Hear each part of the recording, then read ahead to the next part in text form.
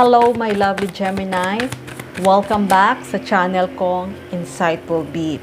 Gusto kong magpasalamat sa nag-subscribe ng channel kong ito. Thank you, thank you, thank you. At sa mga viewers dyan na hindi pa nakapag-subscribe ng aking channel, huwag kalimutan, paki-like, paki-share, paki-subscribe ng aking channel. Thank you. At sa mga returning na laging nakaabang dyan at nagsusubaybay ng aking mensahe sa card na ito, gusto kong i-welcome kayo at gusto kong magpasalamat. Thank you, thank you, thank you, thank you. Okay, Gemini, bago ko simulan ang lahat, gusto ko munang Gemini, i-shuffle ang card na ito. Kung nasaan ka man ngayon, Gemini, sa mundong ito, gusto kong batiin ikaw na good morning, good afternoon, good evening. Welcome, welcome sa aking channel. Okay, Gemini, alamin na natin ngayon kung ano nga ba ang mensahe na gustong ipaabot para sa iyo.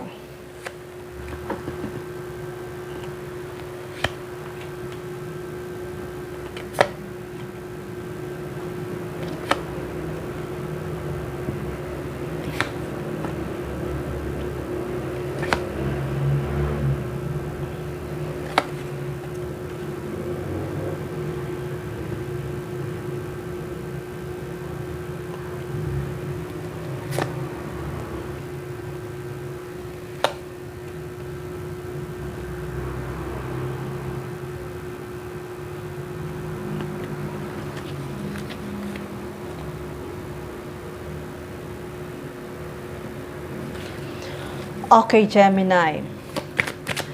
Sa nakikita ko, Gemini, ay may isang tao na nagsiselos.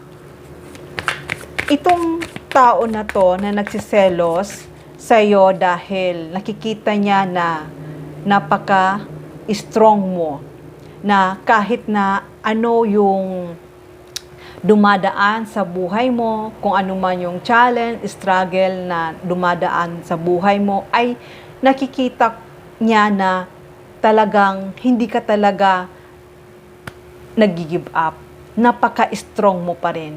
Kahit na marami ng taong nanakit sa'yo, kahit na marami ng ikaw na pinagdaanan na mga challenges, pero nandyan ka pa rin na maging strong at hindi mo pinapakita sa kanila ang weak mo.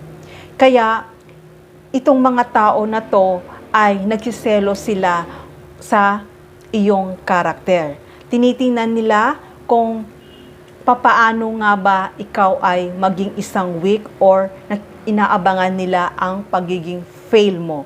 Inaabangan nila na mag-fail ka sa magandang buhay na nararating mo ngayon. Inaabangan nila na ikaw ay magkaroon ng malaking problema lalo na sa financial. Pero kahit na itong mga tao na to na naghihintay na pag-downfall mo, nakikita ko na hindi sila magsasucceed. Alam mo kung bakit? Kasi nakikita ko, Gemini, na ikaw ay malakas ang pananalig mo sa may kapal. Kung sino man ang pinaniniwalaan mo na God, ay talagang malakas ang pananalig mo sa may kapal. Kaya iyan na pagiging strong mo, kahit ano man ang dumaraan sa buhay mo, nakikita ko na talagang dahil sa paniniwala mo kay God ay talagang nagiging strong ka dahil talagang hindi mo dinadaan sa mga negatibo. Kahit may mga tao na nagbibetray sa'yo, may mga tao nagbibigay ng mga negatibo sa'yo, ay hindi mo yan sinusuklian ng negatibo din. Ang sinusukli mo sa kanila, ang ipinapakita mo sa kanila, pagmamahal.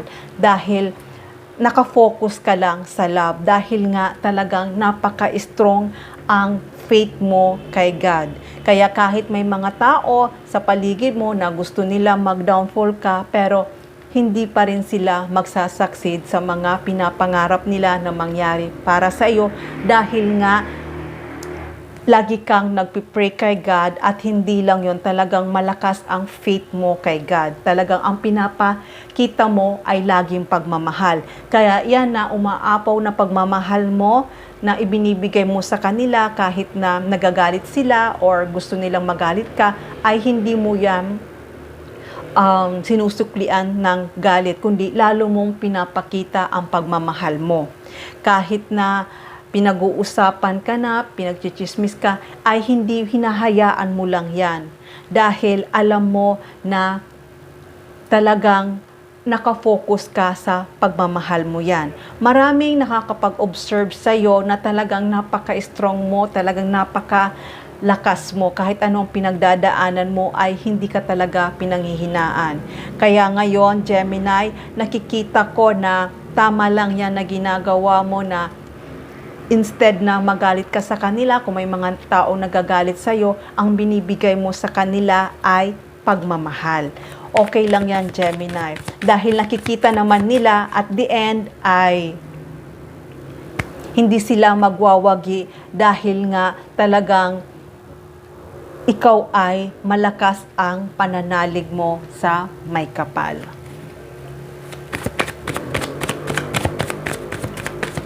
Kaya ngayon, Gemini, kahit anong gawin nila na paninira sa'yo, pagchichismis sa'yo, ay hindi mo talaga yan pinapansin.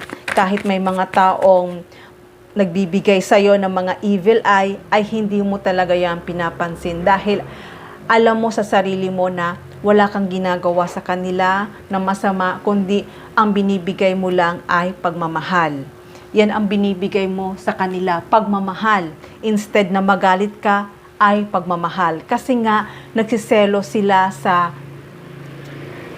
magandang buhay mo. Maaari kasing Gemini, maganda ang bahay mo, masagana ang buhay mo, kaya may mga tao sa paligid mo na gusto kanila mag-downfall.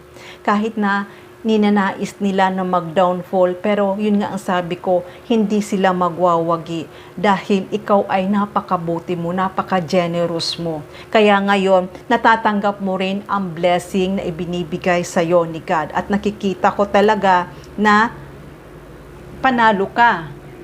Panalo ka lagi. Ang ibig sabihin ko, hindi ka nakikipag-away. Talagang iniiwasan mo yung mga taong alam mo talaga na hindi magandang ang ibinibigay sa'yo at ini-end mo sila. Kahit na sinasaktan ka na nila, ang ibig kong sabihin na sinasaktan ka nila kahit na sinisiraan ka nila para maniwala yung ibang tao, pero hindi mo yan, hinahayaan mo lang. Kasi alam mo sa sarili mo na maayos ang pakikitungo mo sa kanila. At nakikita ko naman, Gemini, hindi naman sila magtatagumpay. Ayan, Gemini. Makakaalis ka rin sa kanila. Matitigil din yung mga taong mga naninira sa'yo, yung mga taong nagbibigay sa'yo ng evil eye. Matitigil lang yan. Dahil nakikita ko na talagang maraming biyaya ang darating para sa'yo. At hindi lang yon, marami pa ring tao magmamahal sa'yo dahil nakikita nila na ikaw ay napakabuti. At nakikita ko rin na makakaalis ka rin sa kanila. Mabibreak mo na yung mga taong toxic. Ang ibig sabihin ko na makakaalis ka rin sa mga taong toxic. At nakikita ko, papunta ka sa tagumpay. At tuloy-tuloy yan. Ayan, Gemini, marami kang blessing matatanggap. Kung inaakala nila na ikaw ay gusto nila na mapabagsak, pero hindi, marami kang blessing na matatanggap sa mga taong totoong nagmamahal para sa iyo. Ayan, Gemini.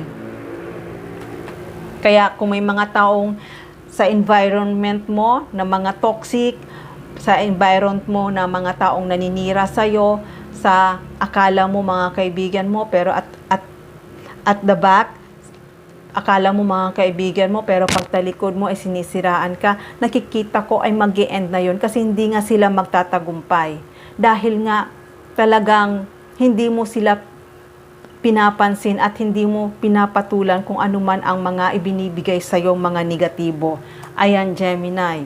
Nakikita ko na talagang may darating sa iyo na isang sorpresa, isang offer, isang blessing na galing kay God. Hindi mo lang alam yon. Itong blessing na to ay talagang napakaganda. Ayan.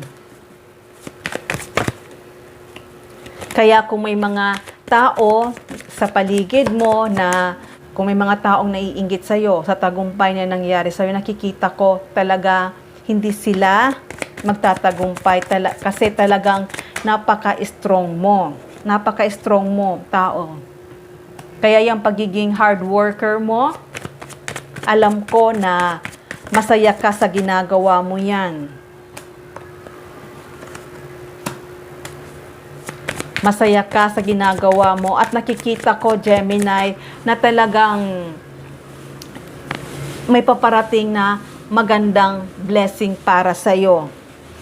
Alam ko sa ngayon ay hindi mo pa nakikita, pero itong blessing na to, kay tagal mo na tong hinihintay, kay tagal mo na tong pinagpipray.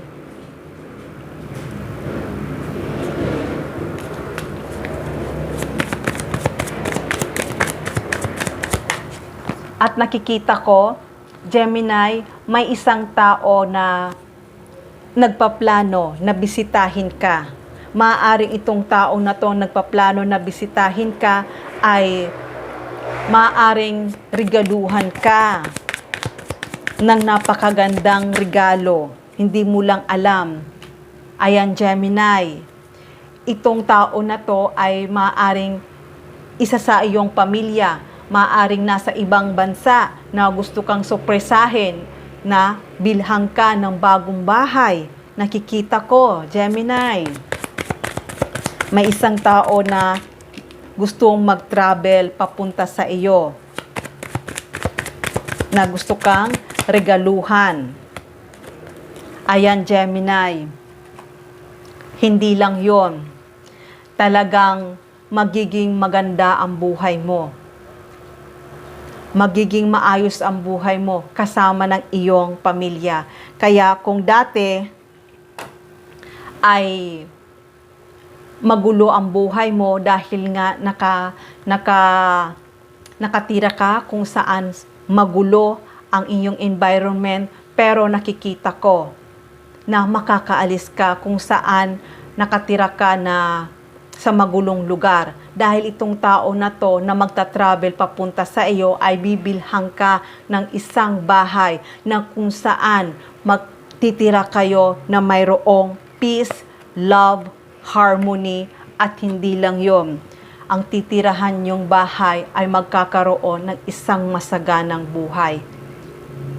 Magkakaroon ka ng community na kung saan may love, peace, harmony, magiging masagana ang pasok ng pera sa inyong buhay, magiging maayos ang buhay mo, magiging masaya ang pamilya mo. Nakikita ko yon. Kaya itong bagong bahay na paparating para sa iyo, itong bagong bahay na lilipatan mo, dahil may isang tao na magta-travel para sa iyo para ialis ka kung saan sa gulong lugar. Ngayon ay makakatira ka na kasama ng iyong pamilya. Kung wala ka pa namang pamilya, kasama ng bubuuhin mong pamilya, kung saan ay magiging maayos ang buhay mo at magiging masagana ang buhay mo. Kaya Gemini, tama lang yan, Gemini, yung pagiging mabuti mo ay ngayon ay bibigyan ka na ng isang reward na napakaganda. Itong reward na to ay kung saan makakatira ka rin na mayroong love, peace, harmony, at masaganang buhay. Okay, Gemini, hanggang dito na lang muna ang aking mensahe. Sana nagustuhan mo. Huwag kalimutan, paki-like, paki-share, paki-subscribe ng aking channel. Love and peace. Mwah!